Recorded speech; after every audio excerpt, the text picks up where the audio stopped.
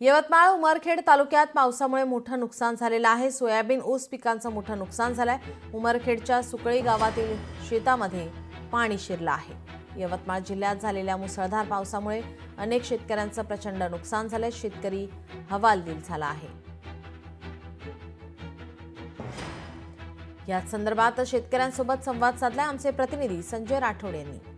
उमरखेड विधानसभा क्षेत्रामध्ये मोठ्या प्रमाणात शेतकऱ्यांचं अतिवृष्टीने नुकसान झालेलं आहे। मी सध्या उमरखेड लागत असलेल्या सुकळी गावामध्ये आहे। आपण पाहू शकता कशा प्रकारच्या या ठिकाणी त्यात शेतामध्ये नदीचं स्वरूप आलेलं आहे। पूर्णतः सोयाबीन असो ऊस असो पावसाखाली गेलेला आहे, पाण्याखाली गेलेला आहे। शेतकरी हवालदिल झालेला आहे। मोठा शेतकऱ्यांना या ठिकाणी फटका बसताना दिसत आहे। तरी सुद्धा प्रशासन आतापर्यंत झोपून आहे का असा सवाल सुद्धा यावेळेस उपस्थित केला जात आहे।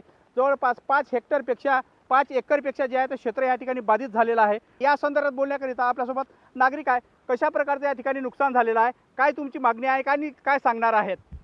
गेल्या अनेक दिवसापासून आमच्या उमरखेड महागाव विधानसभा क्षेत्रात अति मुसळधार पावसाचे संकट आमच्या शेतकरी बांधवांवर येऊन पडलेलं आहे। आज तुम्ही पाहत असाल की माझ्या पूर्णतः शेतात 5 एकरमध्ये आज नदी नाल्याचं स्वरूप आलेलं आहे। माझ्या हातातोटाशी आलेला घास हा सर्व वरुणराजाने हिरावून घेतलेला आहे। आज माझी या मुख्यमंत्री साहेबांकडे आज विनंती आहे की आम्हाला भरीव प्रमाणात निधी देऊन आम्हाला ओला दुष्काळ हा यवतमाळ जिल्ह्याला जाहीर करून मोठ्या प्रमाणात मदत देऊन आम्हाला उभारण्याची गरज आज मुख्यमंत्री साहेबांना मी आज विनंती करतो की त्यांनी आम्हाला शासनीय मदत देऊन आम्हाला धीर देण्याचा प्रयत्न करावा।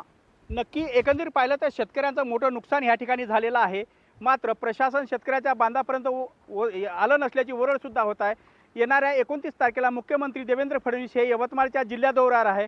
अशात शेतकऱ्यांना त्यापूर्वी दिलासा मिळेल का, शेतकऱ्यांना नुकसान भरपाई मिळेल का, जिल्ह्यामध्ये ओला दुष्काळ होईल का असा सवाल सुद्धा यावेळेस उपस्थित केला जात आहे।